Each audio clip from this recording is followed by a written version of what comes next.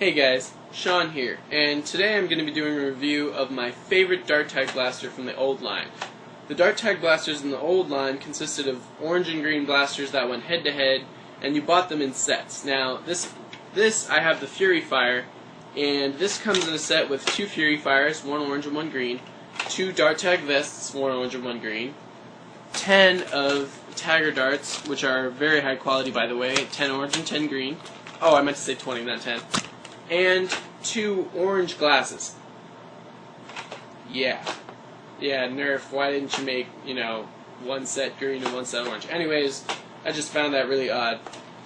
Obviously, this blaster is a lot like the Maverick in terms of having a rotating barrel assembly that rotates on the trigger pull, and also being a reverse plunger, having very similar internals to a Maverick, just having an entire different priming system, which I will get to in a minute.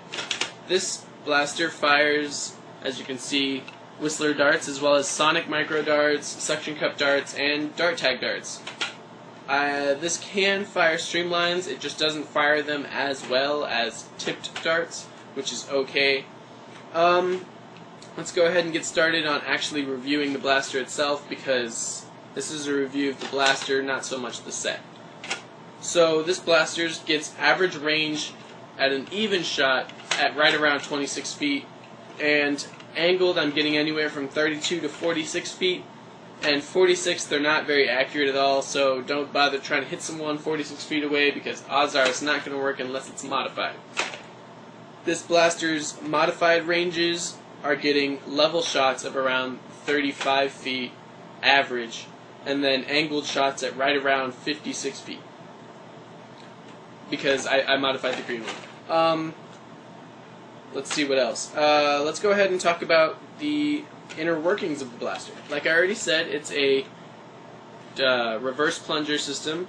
It has a completely different priming system than the Maverick. The Maverick, you would have the priming handle right back here, which would have its simple release back mechanism.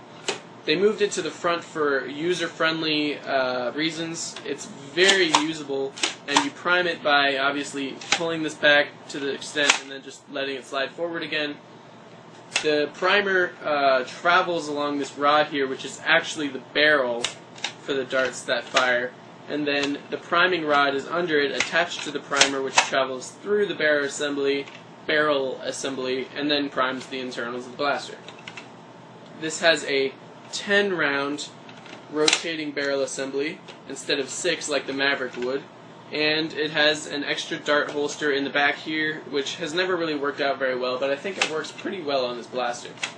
The tactical rail on the top is very unseeable because it is painted exactly the same as the rest of the blaster, but it is designed very well in terms of how easily they go on, because the beginning of the tactical rail is a lot thinner than the rest of it, and that allows you to slide a sight or a grip of some sort on there really fast, and it works out really great. Now, it has built-in sights. There's 2 in the back and 1 in the front, which goes for iron sights. There's not much else I really wanted to talk about this blaster. I've already talked about the ranges and what kind of darts it fires. Like I said, this is very easily, God, what's the word? I am going to think of it later, but it is very easily applicable to the Maverick. That is obviously not the word, but that's what I'm going to say now.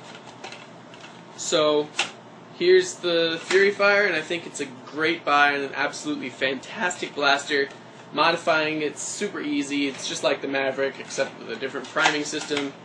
And so that's it for this dart tag blaster review. And until next time, stay Nerf.